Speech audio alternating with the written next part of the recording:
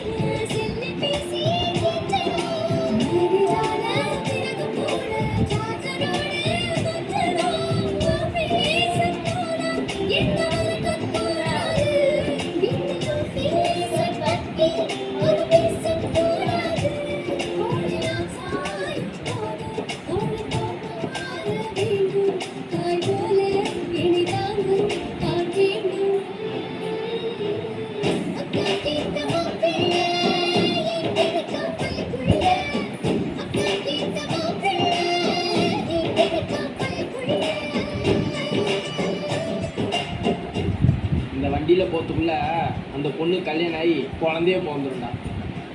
இதில் சொல்லுவார்.